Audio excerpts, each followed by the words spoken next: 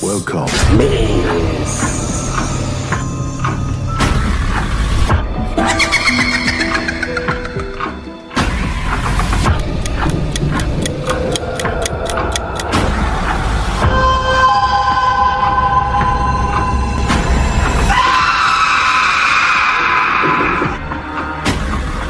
Wajahnya menyeramkan.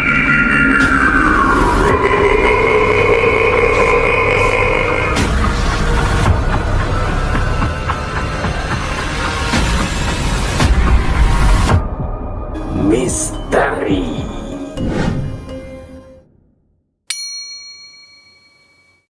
Assalamualaikum warahmatullahi wabarakatuh. Sahabat Posmis, ketemu lagi bersama saya Danu Vandanu. Seperti biasa, podcast Sebayu Misteri Posmis hadir untuk pemirsa Sebayu FM dimanapun berada.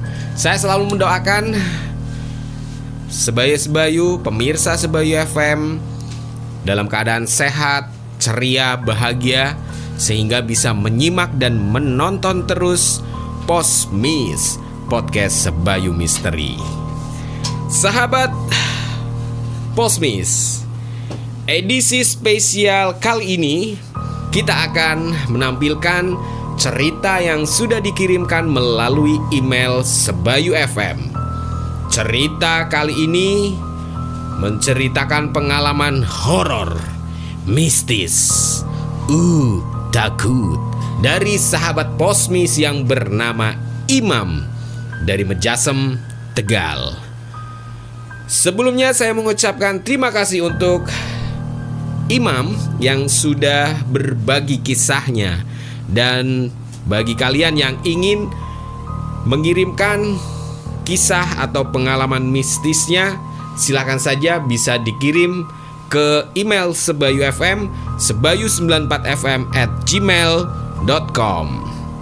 Nanti kisah kalian akan kami bacakan, akan kami bawakan di YouTube Sebayu edisi spesial Posmis, podcast Sebayu Misteri.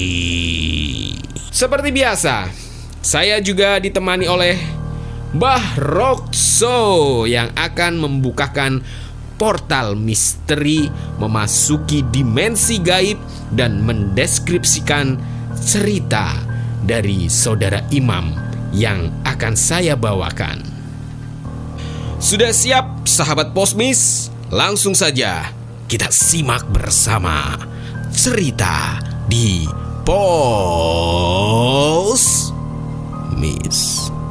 Sahabat Posmis, Imam ini bercerita tentang pengalaman mistisnya saat memancing di muara sebuah sungai di kota Tegal beberapa tahun lalu.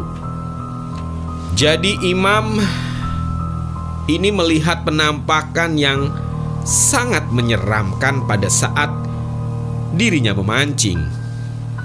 Bahkan kejadian itu membuat Imam pingsan dan tidak sadar selama berjam-jam.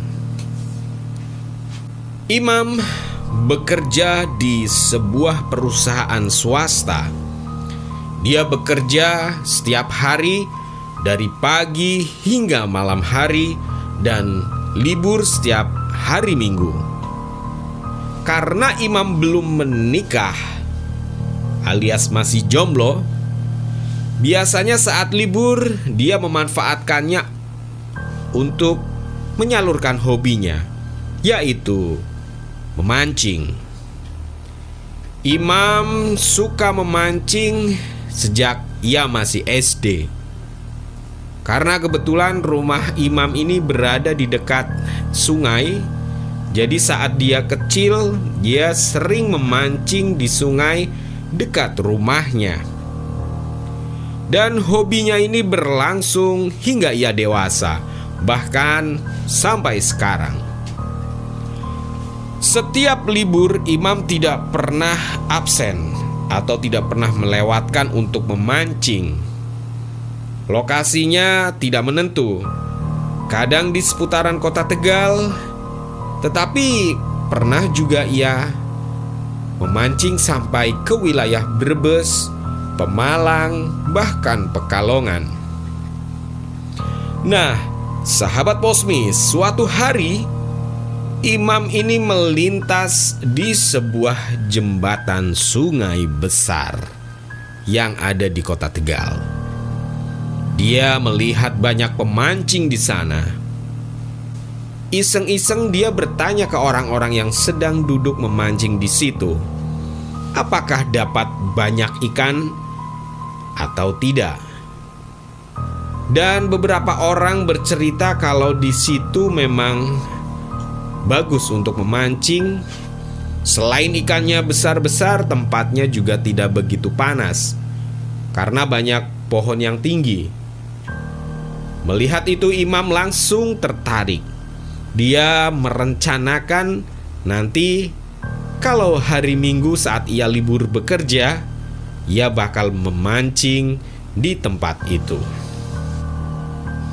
Sahabat Posmis, singkat cerita, Minggu pagi imam sudah bersiap-siap mau memancing di spot yang dari beberapa hari lalu sudah direncanakan.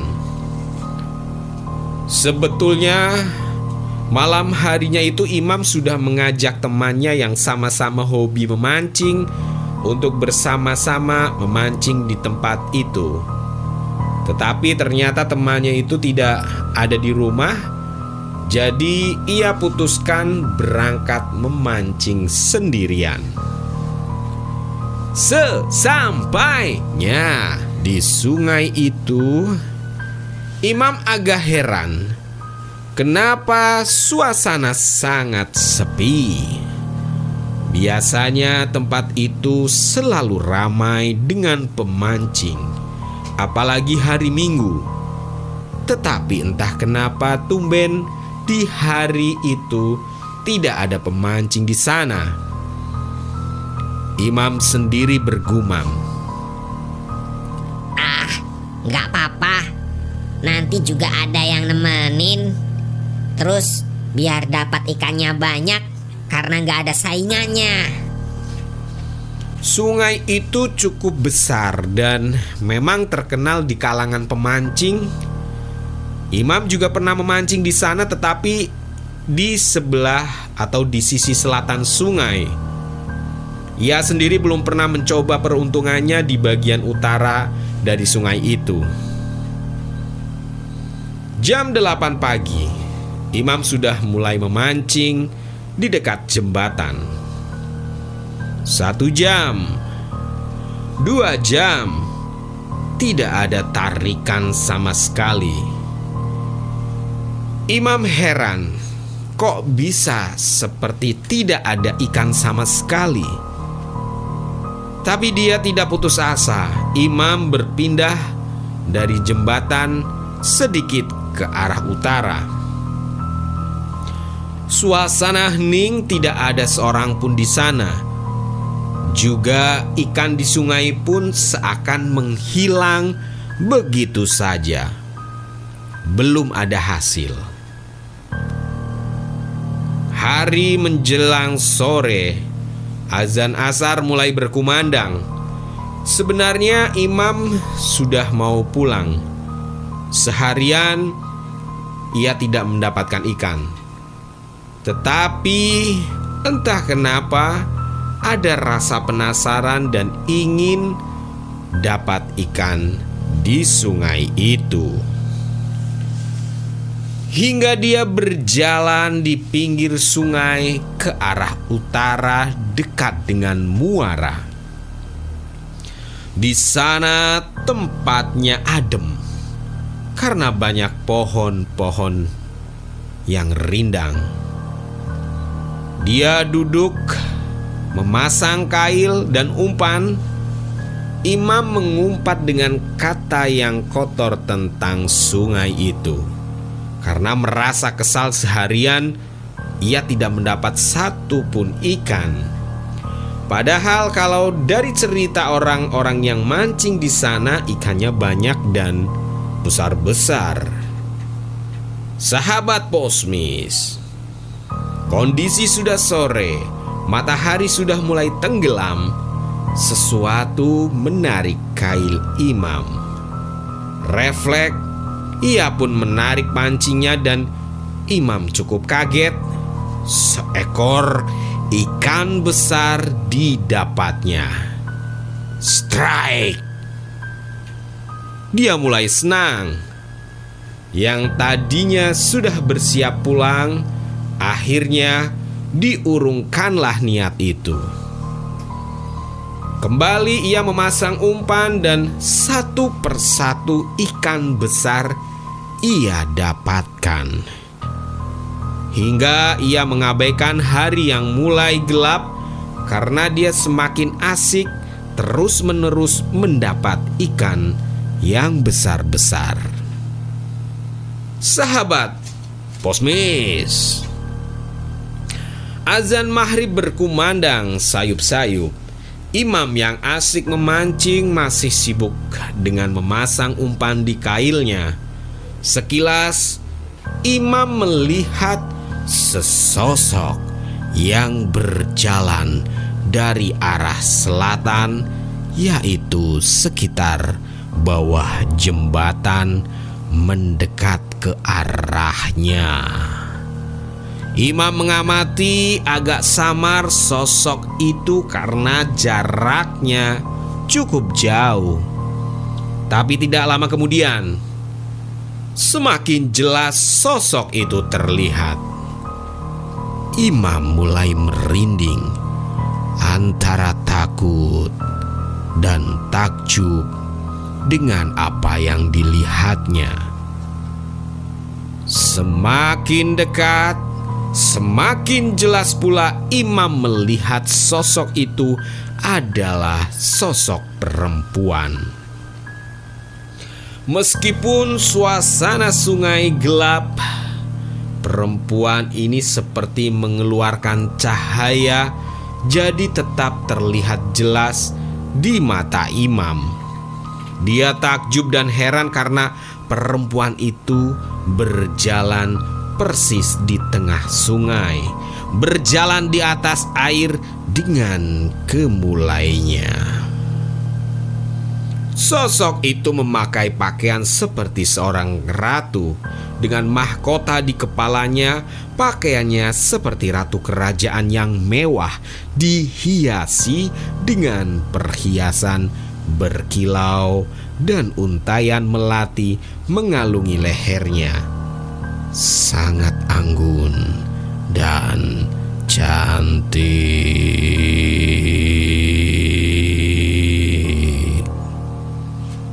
Tapi siapa manusia yang mampu berjalan di atas air, sahabat Posmis? Imam mulai berpikir, yang berjalan di atas air itu bukan manusia.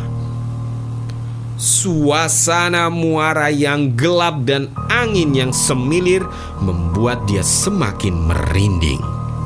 Apalagi sosok itu seperti semakin mendekat kepada Imam. Secepatnya dia mengemasi alat-alat pancingnya. Bahkan Imam tidak lagi berani menengok ke arah sang ratu atau sosok perempuan itu yang masih berjalan di atas air mendekati dirinya. Saat Imam sedang mengemasi barang-barangnya, dia mencium bau yang teramat menyengat.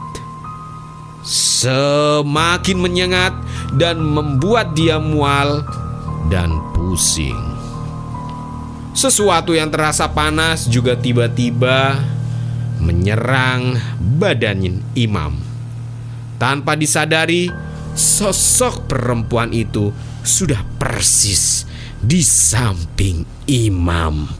Wajahnya sangat dekat dengan wajah Imam. Dan yang sangat menakutkan, sahabat Posmis, wajah sosok perempuan tadi berubah menjadi sangat menyeramkan.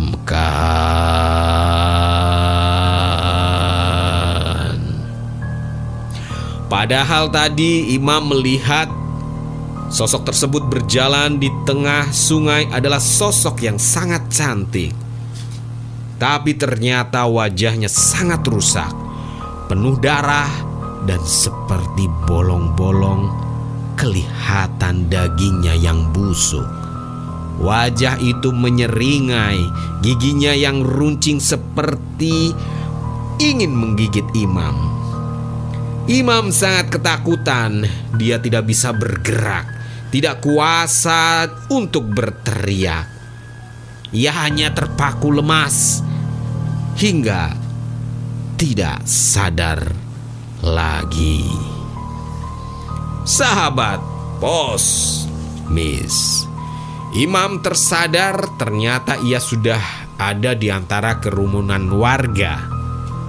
Ternyata dia pingsan cukup lama dan ditemukan oleh warga yang akan mencari ikan juga pada malam harinya. Imam menceritakan kejadian yang ia alami dan salah seorang warga berkata bahwa jangan berkata kotor atau mengumpat pada sungai itu, karena penghuninya bakal marah. Kalau memang tidak dapat hasil, ya mending pulang, karena belum rezekinya. Apalagi saat senjakala itu tidak baik ada di sana. Sahabat Posmis,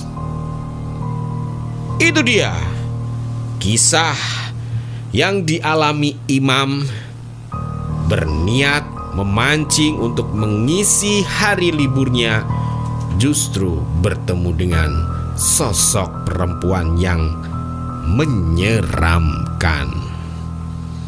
Kita akan membahasnya bersama Mbah Rokso. Oke, sahabat Posmis, Mbah Rokso sudah menyelesaikan gambar atau deskripsi tentang cerita yang dialami oleh imam. Mbah Rokso, yang dialami imam ini dan sosok ini, itu sosok apa, Mbah? Bismillahirrahmanirrahim. Boleh percaya, boleh tidak percaya. Ya, jadi informasi yang disampaikan oleh dunia gaib tidak 100% benar adanya. Jadi ini bisa jadi memantapkan keimanan kita, atau sebaliknya juga bisa meruntuhkan keimanan kita. Makanya 100% jangan dipercaya, karena dunia gaib banyak tipu daya dan muslihatnya. Itu adalah salah satu pesan yang disampaikan ketika alam di sekitar muara sungai itu terbuka, ya. Jadi dari sebelum Posmis ini dimulai, ya, sebelum Posmis ini dimulai, sering sekali penampakan ini muncul 3 kali.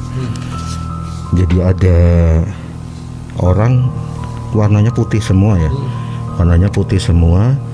Dia pakai pakaian yang kayak, kalau bayi itu kayak dibedong, ya, kayak dibedong pakai kain. Tangannya jadi seolah-olah kurang bebas bergerak, tetapi hanya separuh lengannya saja ini yang bisa bergerak, ya.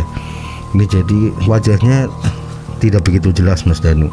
Saya cuma melihat hanya putih saja, putih bersih. Entah dia siapa saya juga tidak tahu, tapi dia datang dari langit. Dia datang dari langit, ada di sekitaran pertemuan antara air sungai dengan air laut. Ya, iya di situ. Jadi ada daerah semacam segitiga, ya, di situ, ya. Dia dari atas itu turun ke bawah pakai kuda. Sebetulnya kudanya ada 2. Kudanya ada 2 yang turun, dan di belakangnya ada sosok ini yang putih ini. Kalau sekilas saya lihat tidak ada kereta kudanya ya. Berarti hanya dua kuda Dua dan kuda sosok satu itu ya. iya. Tapi sosok ini tidak naik kedua kuda itu. Saya jadi bingung. Tidak ada keretanya, tapi ini maksudnya apa? Dia dikawal dua kuda atau dia menunggangi kuda itu belum terlihat jelas. Jadi intinya sosok putih ini ada di belakang dua kuda itu tadi. Dan kudanya itu saya pikir pertama saya lihat apa kuda bersayap ya? Enggak ada sayapnya. Jadi Seperti kuda seperti pada umumnya. iya betul, seperti pada Berwarna umumnya. putih. Berwarna putih dan itu mungkin dia belum memadat ya. Jadi warna putihnya itu semacam awan atau asap Asap putih tebal, ya gitu, membentuk seolah-olah membentuk kuda. Belum terbentuk sempurna. Tapi dia menyampaikan itu tadi. Jadi apa yang akan terjadi di alam gaib sini, alam gaib ini harus berhati-hati katanya. Harus berhati-hati karena semuanya ini bisa jadi 100% tidak benar. Nah setelah itu tiba-tiba ada makhluk besar sekali. Makhluk besar sekali. Saya pikir buaya atau apa, tapi hanya mirip buaya ya. Jadi buayanya itu mulutnya nggak panjang Mas Danu. Mulutnya pendek ya. Mulutnya biasanya buaya kan mulutnya panjang ya.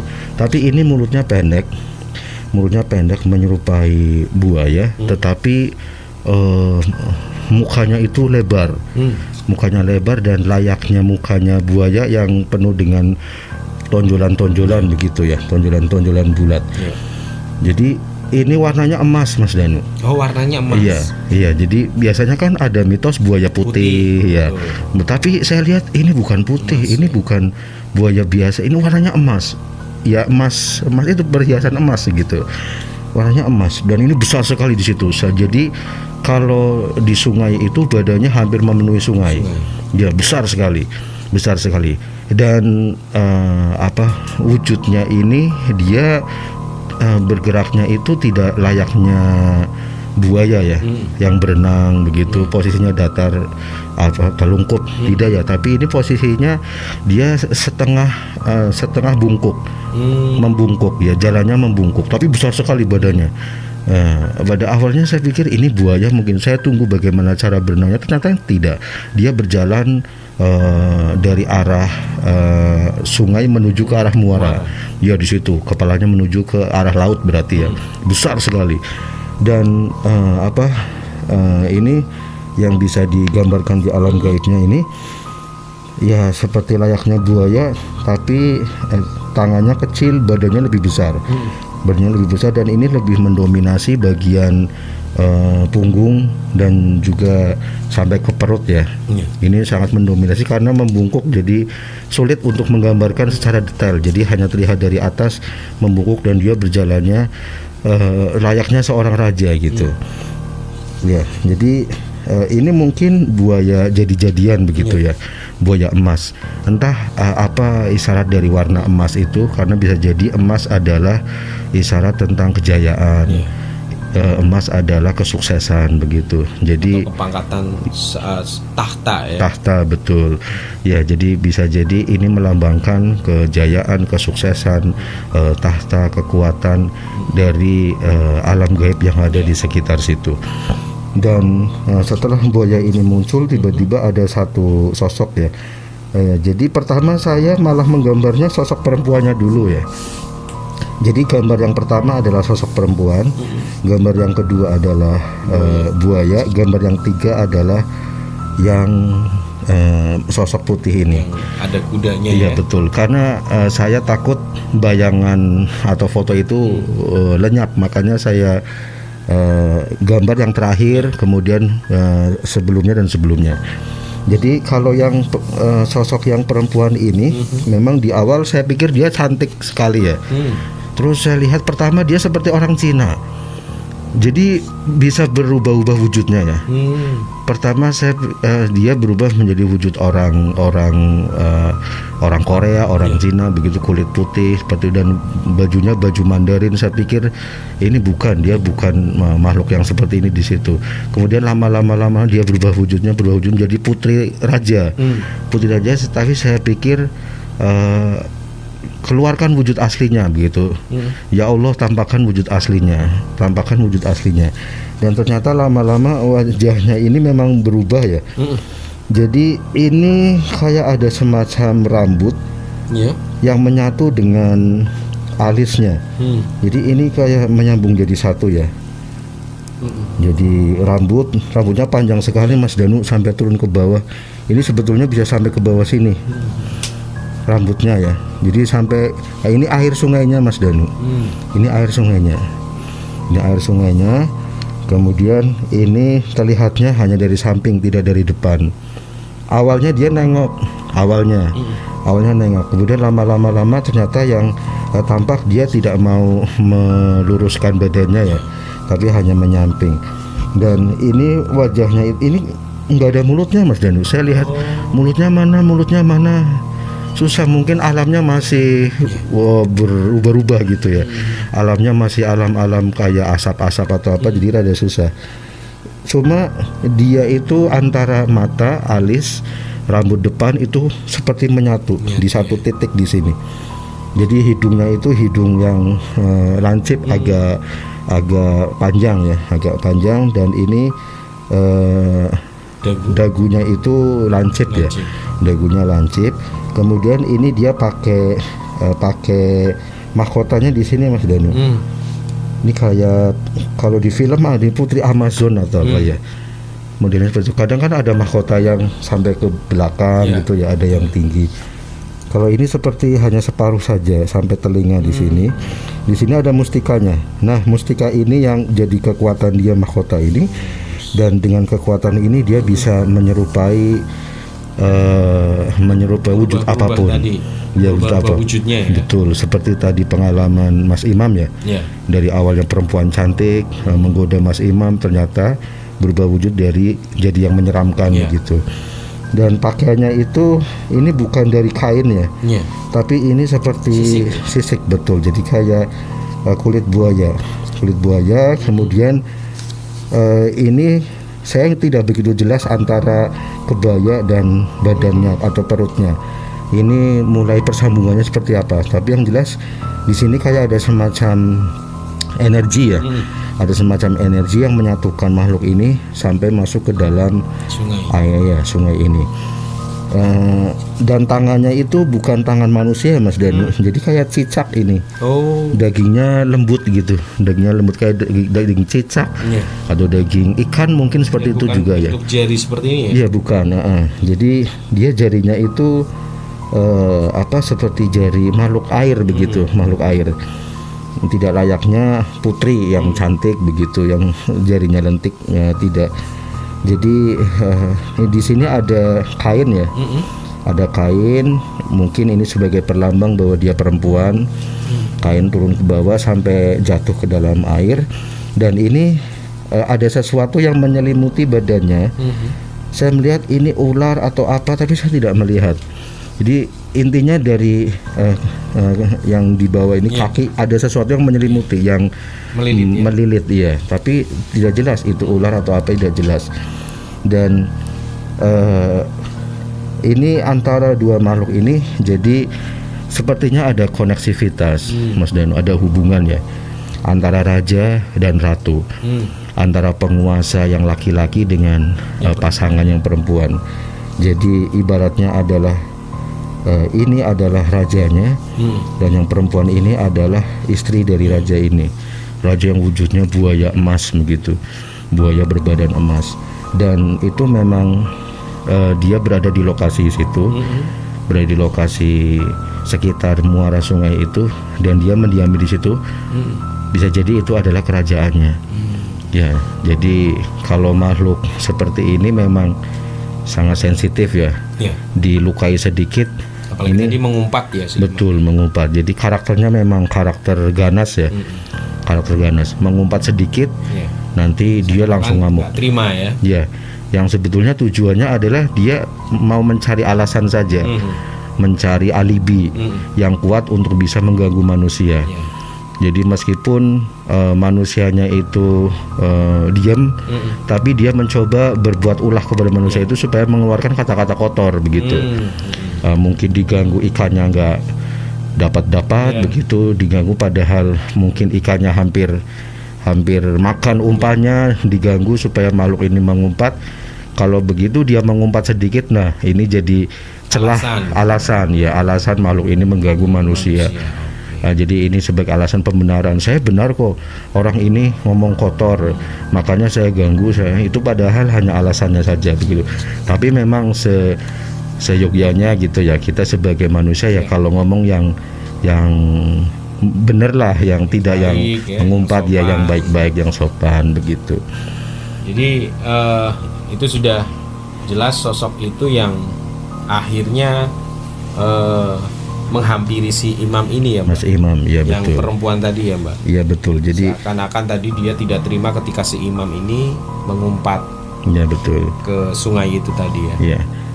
Makanya ya mungkin ketika diceritakan Mas Imam bertemu dengan putri, saya jadi kaget. Oh mungkin putri ini apa ya yang saya gambar begitu.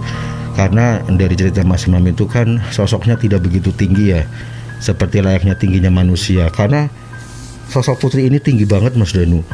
Jadi ini kalau dari tingginya jembatan ya, jadi ini kepalanya ada di jembatannya paling atas ya, dan ini di badannya terus turun sampai ke sungai. Mas Danu bisa bayangkan berapa panjangnya begitu makhluk ini, tinggi sekali begitu. Oke, Mbah, hal-hal seperti itu kan mungkin kerap ditemui oleh para pemancing ya, Mbah. Ada pesan tidak, Mbah, kepada mereka yang mungkin sering memancing di sebuah sungai atau di sebuah muara yang mungkin mereka rela kadang sampai bermalam di tempat itu hanya untuk mendapatkan ikan, Mbah, agar mereka tidak diganggu dengan makhluk-makhluk seperti ini? Ya, sebetulnya kembali ke dua alam ya.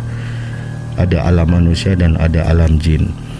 Jadi ketika orang memancing, saya memancing, Mas Danu memancing, itu berada di alam manusia, alam punya kita yang diberikan Allah. Jadi itu sudah diberikan Allah buat kita pergunakan sebaik-baiknya. Mancing, dapat ikan, kita makan, tidak ada masalah apa-apa. Kemudian di alam yang lain, alam jin.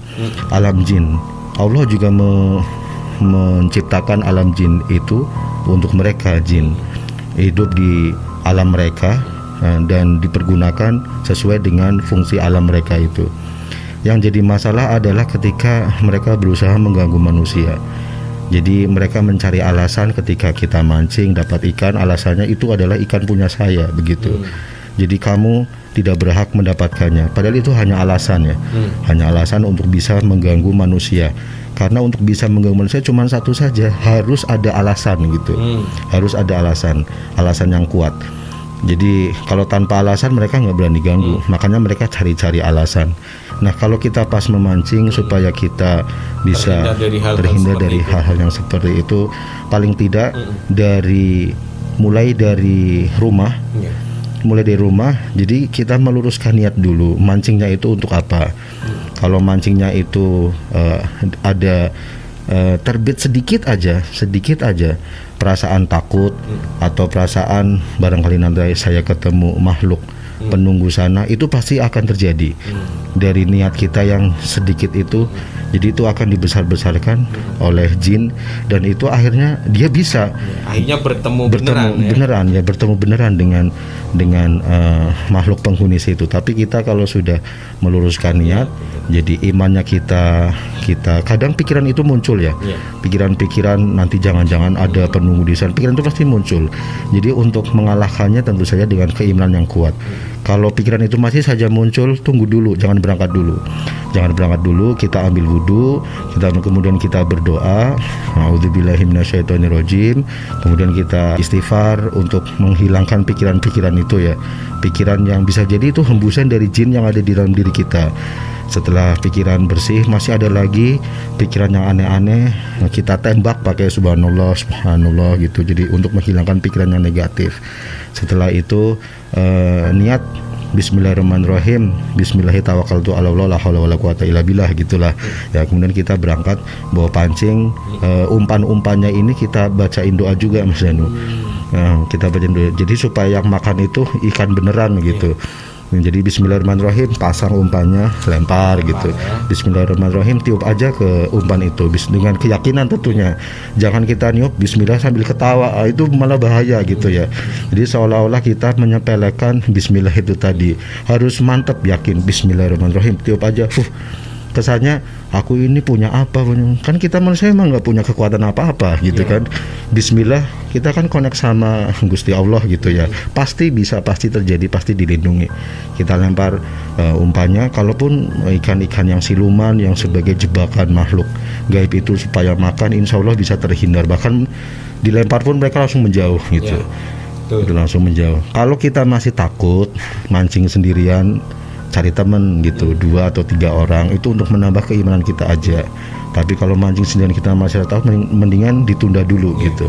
Mendingan ke pasar beli ikan yang sudah ada ya, Mbak. Betul, itu lebih cepat ya. Lebih cepat. Nah, soalnya kan kalau misalnya niatnya ragu-ragu, apalagi sendirian, ya mending di rumah atau mungkin beli ikan di pasar. Betul.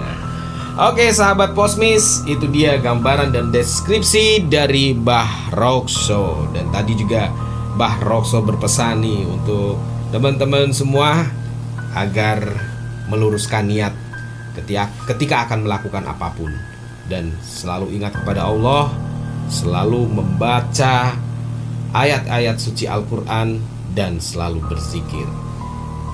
Untuk sahabat Posmis yang ingin mengirimkan cerita mistis, horor, kirim saja ke email Sebayu FM di sebayu94fm@gmail.com.